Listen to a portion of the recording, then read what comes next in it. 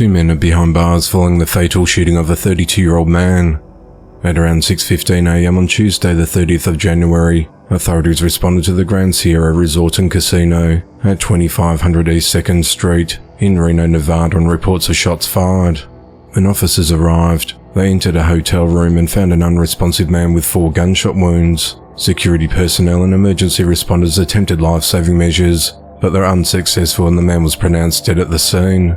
The Washoe County medical examiner identified the victim as 32-year-old Conor Housden of Reno, Nevada, and his death was ruled a homicide. Detectives from the Robbery and Homicide Unit took over the investigation. A man who was staying on the 15th floor of the hotel said he woke up to sounds of multiple gunshots. He said he heard people running down the hallway towards the elevators. Moments later, he saw GSR security run into a nearby room. Upon further investigation, detectives identified 32-year-old Colton Fagundes and 26-year-old Seth Hegne as the suspects in Conor's death. Authorities said that about 30 minutes before the victim was pronounced dead, GSR video surveillance showed Colton and Seth entering the room. Less than 1 minute later, both suspects are seen leaving the resort and no one else enters the room until security and police show up. Officers found drugs, ammunition, and a ghost gun in the hotel room. Authorities said that Colton had been staying in the hotel room in the days leading up to the shooting and had been drinking and doing cocaine and meth. Investigators said that Colton had been acting erratically on the night before the shooting, but then left the GSR and at around 5:30 a.m. before returning about half an hour later with Seth to commit the shooting. Colton was arrested 2 days later on Thursday the 1st of February. Court documents say that statements made during Colton's interview reveals he was untruthful and he was trying to hide his actions during the incident. The day after Colton's arrest, Seth turned himself in. However, Seth denied ever being at the GSR on the morning of the shooting. The motive of the killing is unclear, but authorities said that all parties were known to each other and that Colton had been friends with Conor for 15 years. Colton and Seth have been charged with open murder and are held at the Washoe County Jail. The investigation into the matter continues. Police are questioning a woman who fatally shot a man.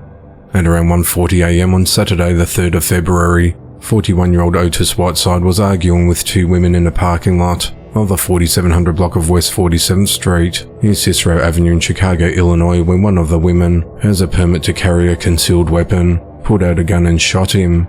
Otis suffered a gunshot wound to the armpit and was taken to the Mount Sinai Hospital, where he was pronounced dead. The woman who fired the gun drove herself to the Chicago Lawn District Station after the shooting and was questioned by detectives. No charges have been filed at this time. No further details on the shooting were immediately available as the investigation into the matter continues. 2 women are behind bars in connection to the fatal shooting of a 35-year-old woman.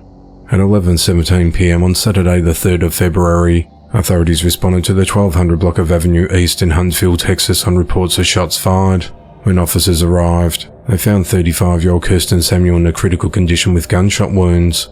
Medics attempted life-saving measures and transported her to a local hospital, where she died from her injuries. Homicide detectives spoke with numerous witnesses and identified 2 suspects in the shooting.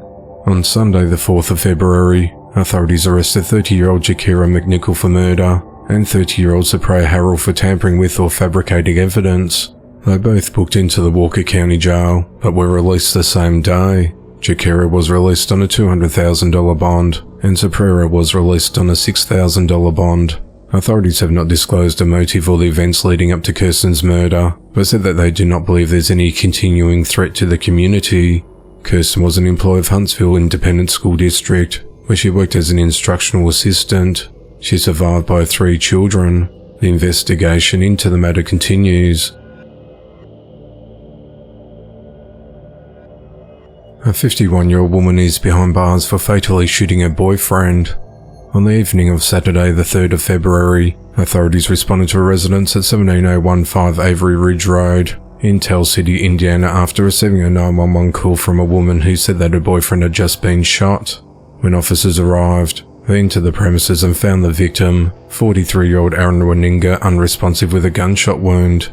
Officers attempted life-saving measures, but were unsuccessful and he was pronounced dead at the scene. Homicide detectives interviewed Aaron's girlfriend, 51-year-old Tonya Coomer, and upon further investigation, they determined that she shot Aaron. Tonya was arrested and charged with murder and criminal recklessness with a firearm. She remains held at the Perry County Jail without bond.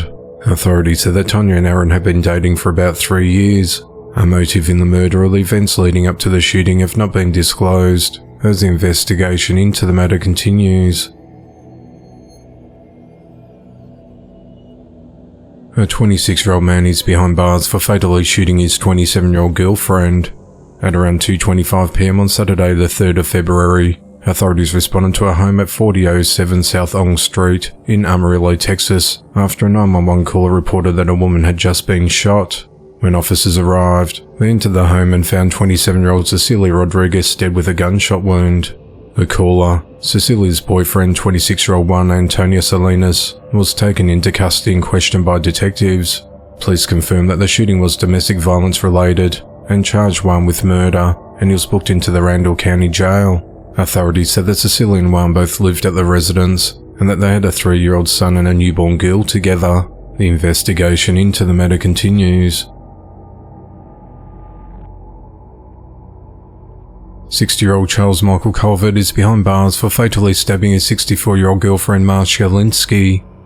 At 8:24 p.m. on Saturday the 3rd of February, authorities responded to a 911 call about a stabbing at a residence in the 10,500 block of Lagoon Drive in Graybill, Indiana.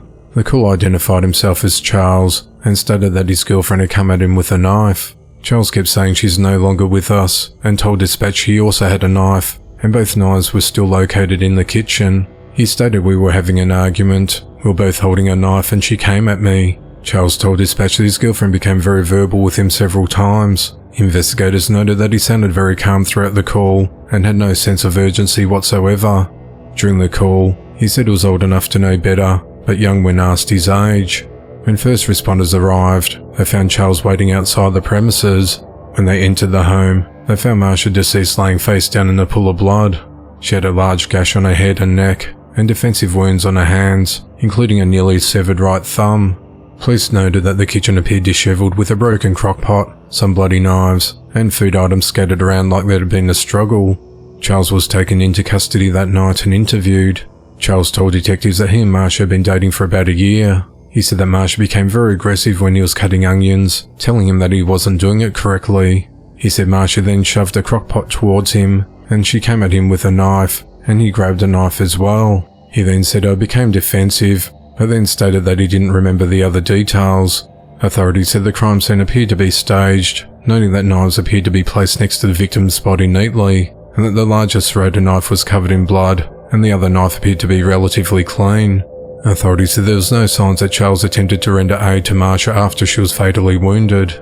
Investigators also noted that while there was onion peel in the garbage, they did not observe a chopped up onion anywhere in the kitchen. Police also said there was evidence indicating that Charles had showered and changed clothing after the stabbing, including a set of bloody clothes and a pair of glasses with blood spatter on them, and a red substance that appeared to be blood in the master shower. Investigators said that Charles repeatedly claimed that his girlfriend had been acting strange before the stabbing. He said that she parked a car outside the garage, but she never parks the car outside. She bought bleach today. She never buys bleach. In the year I've been with her, she's never bought bleach. Charles was arrested and charged with murder and remains held at the Allan County Jail without bail. The investigation into the matter continues. A 32-year-old man is behind bars for kidnapping and sexually assaulting a 26-year-old woman with cerebral palsy. Authorities said that Martinez Ramos met with the victim on social media and they struck up a relationship. On the 16th of December 2023, he went to a home in the Hilltop neighborhood of Columbus, Ohio and raped her. As he was leaving, he told the victim he will kill her and her mother if she reported him. 2 weeks later, on the 30th of December, Marcos went back to the victim's house and ordered her to get into his pickup truck. He drove her to the Quality Inn in Grove City, where he pushed her onto a bed and forcibly removed her clothes and raped her a second time, ignoring her pleas to stop. Marcos then struck the woman in the face with his hand and took her into the bathroom where he shoved her head into the toilet. He then drove her back to the area of her home and dropped her off. While she was away that day, family members of the woman called the Columbus Division of Police to report her missing. Officers were at her residence when she returned home, and she was taken to hospital for a sexual assault exam. On the 25th of January 2024, the woman positively identified Marcus as a suspect in a photo lineup. On the 4th of February, Marcus was arrested on charges of 2 counts of rape and kidnapping. Marcus was booked into the Franklin County Jail, where he remains held on a $750,000 bond.